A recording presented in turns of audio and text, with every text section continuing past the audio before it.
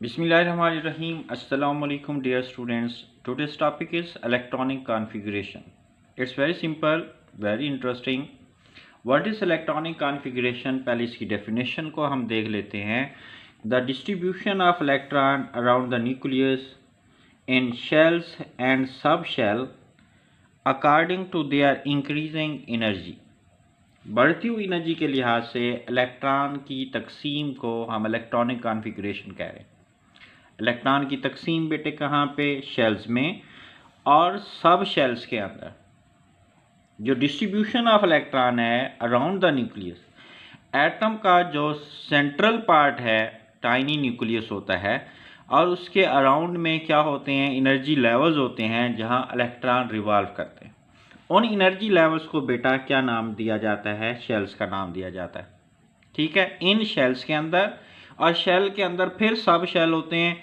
उनके अंदर इलेक्ट्रॉन की तकसीम को अराउंड द न्यूक्लियस के इर्द गिर्द जो डिस्ट्रीब्यूशन ऑफ इलेक्ट्रॉन है in shells and sub shell in increasing order of their energy, बढ़ती हुई एनर्जी के लिहाज से इलेक्ट्रॉन की तकसीम को हम क्या नाम दे रहे हैं जनाब? इसको इलेक्ट्रॉनिक कॉन्फ़िगरेशन कहते हैं. अब इलेक्ट्रॉनिक कॉन्फ़िगरेशन की डिटेल में जाने से पहले बेटा कुछ चीज़ें हम रिवाइज कर लेते हैं ताकि हमारे कंसेप्ट्स जो हैं वो बेहतर से बेहतरीन हो जाएं.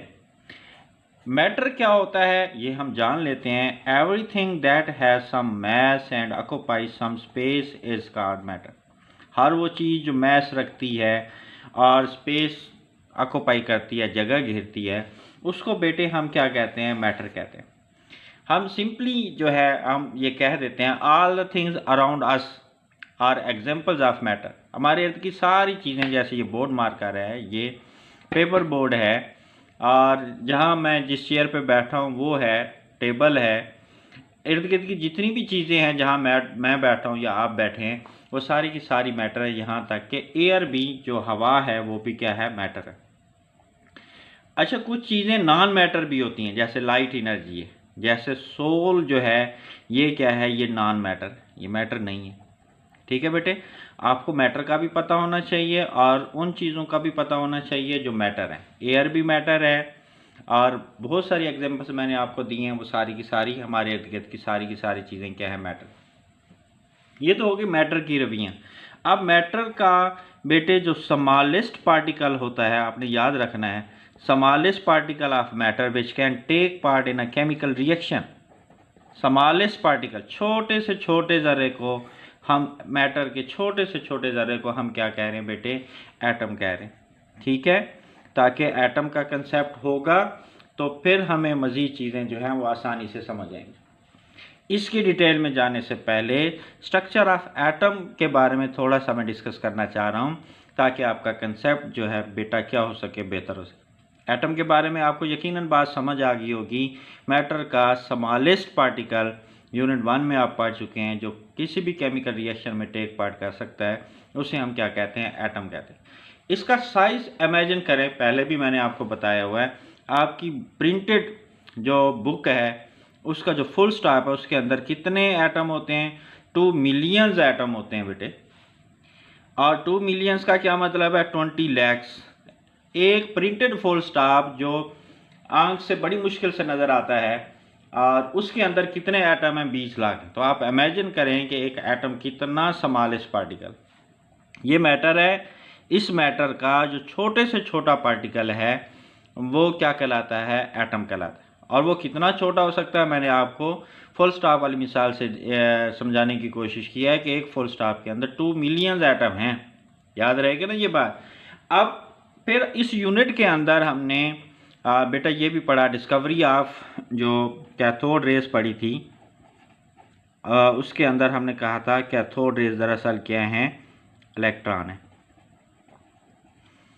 और फिर डिस्कवरी ऑफ हमने पॉजिटिव रेस पढ़ी थी इसी यूनिट के अंदर, जिनको हमने क्या नाम दिया था, या गोल्डस्टाइन ने इनको क्या कहा था? प्रोटॉन का नाम दिया था. इसके बाद हमने न्यूट्रॉन की डिस्कवरी पढ़ी. और ये सारे के सारे जो पार्टिकल हैं, इलेक्ट्रॉन हैं, प्रोटॉन है, न्यूट्रॉन है, ये फंडामेंटल पार्टिकल हैं. इसके लिए क्या एक मखसूस टर्म हम यूज़ कर रहे हैं बार बार कि इनको हम तीनों को क्या कहते हैं? फंडामेंटल पार्टिकल्स कहते हैं. और ये एटम के अंदर मौजूद होते हैं। एटम में जो प्रोटॉन और न्यूट्रॉन हैं वो एटम के न्यूक्लियस के अंदर मौजूद होते हैं। ठीक हो गया बेटा। और जो इलेक्ट्रॉन हैं वो क्या करते हैं जनाब, इन शेल्स के अंदर रिवॉल्व करते हैं। शेल्स क्या हैं, न्यूक्लियस के अराउंड वो रास्ते जहां इलेक्ट्रॉन क्या करते हैं, रिवॉल्व करते हैं। वो एनर्जी लेवल जहां इलेक्ट्रॉन रिवॉल्व करते हैं उनको क्या कहते हैं, शेल्स कहते हैं। ठीक है बेटे, समझ आ गई। स्ट्रक्चर ऑफ एटम की अगर मैं बात करूं, मज़ीद मैं आपको एक्सप्लेन करता चलूं, तो इसके दो मेजर पार्ट हैं। एक पार्ट कहलाता है न्यूक्लियस और दूसरा पार्ट कहलाता है बेटे एक्स्ट्रा न्यूक्लियस, यानी न्यूक्लियस के अलावा का जो हिस्सा है उसको हम क्या कह रहे हैं, एक्स्ट्रा न्यूक्लियस का। और इस एक्स्ट्रा न्यूक्लियस के अंदर क्या मौजूद हैं, शेल्स और सब शेल मौजूद हैं। अब आपको यकीनन समझ आ गई होगी एटम क्या है और एटम के कितने पार्ट्स होते हैं। एटम का जो सेंट्रल पार्ट है जो वेरी टाइनी है उसके अंदर कौन मौजूद हैं, प्रोटॉन और न्यूट्रॉन। इनको न्यूक्लियंस भी हमने कहा हुआ है।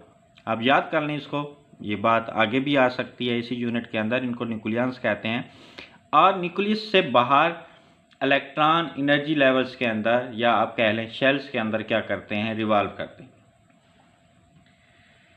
इन शेल्स के अंदर इलेक्ट्रॉन की डिस्ट्रीब्यूशन को, और शेल के अंदर फिर सब शेल होते हैं, उनके अंदर इलेक्ट्रॉन की तकसीम को हमने क्या नाम दिया बेटे, इलेक्ट्रॉनिक कॉन्फ़िगरेशन का नाम दिया।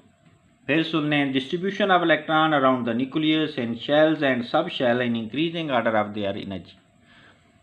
बढ़ती हुई एनर्जी के लिहाज से या पोटेंशियल एनर्जी के लिहाज से। पोटेंशियल एनर्जी को हम डिटेल में बेटा डिस्कस करेंगे हायर क्लासेस के अंदर। फिलहाल आपने इतना याद करना है। जो डिस्ट्रीब्यूशन ऑफ इलेक्ट्रॉन के कुछ रूल्स हैं वो भी आपने हायर क्लासेस में डिस्कस करने हैं, जैसे N+L रूल है, अफबा प्रिंसिपल है, पॉली एक्सक्लूजन प्रिंसिपल है, हॉर्न्स रूल है। इन रूल्स को अभी हम डिस्कस करने वाले नहीं है, आपके लेवल में मौजूद नहीं है, आपके सिलेबस में शामिल नहीं है, ये आपने हायर क्लासेस में पढ़ने हैं। अभी जो आपको समझाया गया वो याद कर। इलेक्ट्रॉनिक कॉन्फ़िगरेशन की डेफिनेशन को समझाने के लिए मैंने थोड़ा सा आपको स्ट्रक्चर ऑफ एटम के बारे में बताया। जी बेटे, शेल्स के बारे में मैंने बताया, ये मेन एनर्जी लेवल्स हैं या ये वो पाथ हैं जहां इलेक्ट्रॉन रिवॉल्व करते हैं या जिनको इलेक्ट्रॉन ऑक्यूपाई करते हैं, जिन एनर्जी लेवल्स को, उन एनर्जी लेवल्स को क्या कहा जाता है बेटे, शेल्स कहा जाता है। इनको सर्कल से रिप्रेजेंट किया जाता है और इनको हमेशा सेंटर से काउंट किया जाता है और इनको n की वैल्यू से रिप्रेजेंट किया जाता है। देखें, ये शेल्स हैं जहां इलेक्ट्रॉन रिवॉल्व करते हैं। इनको मैंने कहा n की वैल्यू से रिप्रेजेंट किया जाता है। अगर n इलेक्ट्रॉन की तकसीम करेंगे तो कोई ना कोई फार्मूला होना चाहिए कि किस शेल में कितने इलेक्ट्रॉन अकोमोडेट हो सकते हैं, और हमारे पास एक फार्मूला है 2n² फार्मूला है। इस 2n² फार्मूला से हम किसी भी शेल के अंदर हम क्या कर सकते हैं, नंबर ऑफ इलेक्ट्रॉन को बेटा कैलकुलेट कर सकते हैं। अब चेक करके देखते हैं। अभी मैंने आपको बताया जब n की वैल्यू 1 हो उसका मतलब क्या होगा जनाब, उसका मतलब होगा फर्स्ट शेल जिसको k से रिप्रेजेंट किया जाता है। और इसके अंदर नंबर ऑफ इलेक्ट्रॉन हम कैलकुलेट कर सकते हैं 2n² फार्मूला से। n की वैल्यू 1 k शेल के अंदर कैसे कैलकुलेट कर सकते हैं, 2n² फार्मूला से। n की वैल्यू 1 पुट कर लेते हैं, n का स्क्वायर है तो 1 का भी स्क्वायर आएगा। इसको हल करें, 1 का स्क्वायर क्या आएगा, 1, और द आंसर इज 2। यानी के शेल के अंदर टोटल इलेक्ट्रॉन कितने अकोमोडेट हो सकते हैं, 2। इसी तरह से सेकंड शेल के अंदर यानी एल शेल के अंदर कितने इलेक्ट्रॉन अकोमोडेट हो सकते हैं, एन की वैल्यू पुट करके देख लें। एन की वैल्यू यहाँ पे क्या पुट करेंगे, 2। यहाँ पे एन का स्क्वायर है तो 2 का भी स्क्वायर आएगा। 2 का स्क्वायर क्या होता है बेटे, 4, 4 टू द 8। यानी सेकंड शेल के अंदर जब n की वैल्यू 2 होगी, जिसको हम L कहते हैं, n की वैल्यू 2 हो तो सेकंड शेल होता है जिसको L से रिप्रेजेंट करते हैं। इसमें कितने इलेक्ट्रॉन अकोमोडेट हो सकते हैं, 8। जब n की वैल्यू 3 होती है बेटे तो फिर शेल कौन सा होता है, M, और उसके अंदर नंबर ऑफ इलेक्ट्रॉन हम कैसे कैलकुलेट कर सकते हैं, अगेन 2n² फार्मूला से n की वैल्यू 3 पुट करेंगे। 3 का स्क्वायर क्या होता है बेटे, 3 का square 9 and 9 to the 18। Third shell में 18 इलेक्ट्रॉन अकोमोडेट हो सकते हैं। n की वैल्यू 4 हो, बार बार पढ़ चुके हैं, तो शेल होगा n, चौथा शेल होगा उसको n से रिप्रेजेंट करते हैं और इसके अंदर कितने इलेक्ट्रॉन अकोमोडेट हो सकते हैं ये n की वैल्यू यहाँ पे पुट करेंगे 2n स्क्वायर के अंदर। ये 4 का स्क्वायर आपको पता है बेटे क्या आएगा 16 एंड 16 टू द 32। इसके अंदर कितने इलेक्ट्रॉन अकोमोडेट हो सकते हैं 32। ठीक है बेटे, आसान है। नंबर ऑफ इलेक्ट्रॉन हम किसी भी शेल के अंदर कैलकुलेट कर सकते हैं 2n स्क्वायर फार्मूला से। एक और आखिरी बात इस लेक्चर की बेटे, शेल फर्दर जो हैं वो कंसिस्ट करते हैं सब शेल्स पर, फिर छोटे छोटे शेल्स होते हैं उन पर कंसिस्ट करते हैं और सब शेल को जो स्मॉल लेटर्स हैं S, P, D और F से डेजिग्नेट करते हैं, रिप्रेजेंट करते हैं। ठीक है भाई, और इनकी जो तादाद है किसी भी शेल के अंदर वो इस प्रिंसिपल क्वांटम नंबर के क्या है इक्वल है।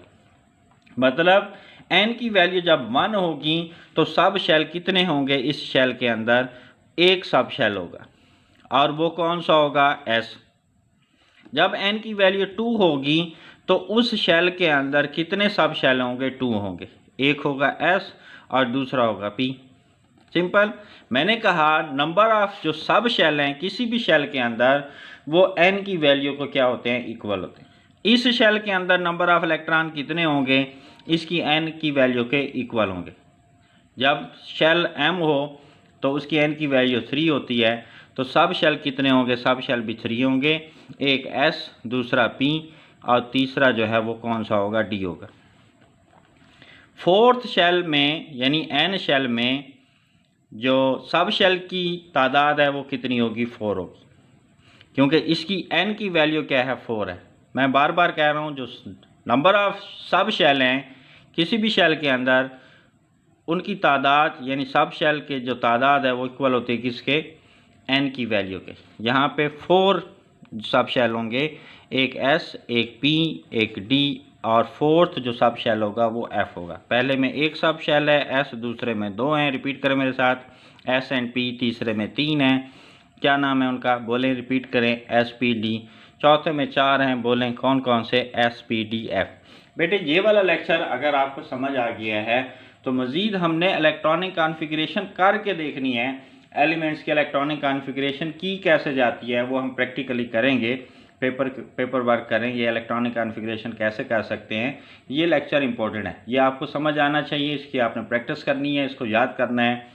ये था आज का हमारा लेक्चर। अगर आपको ये लेक्चर समझ आया है तो आप अपने फ्रेंड्स को भी शेयर करें ताकि उनका भी फ़ायदा हो, और अगर आप खुद इस चैनल पर नए हैं तो इस चैनल को सब्सक्राइब करें, लाइक करें। ये था आज का हमारा lecture. That's it, thank you, Allah हाफिज़।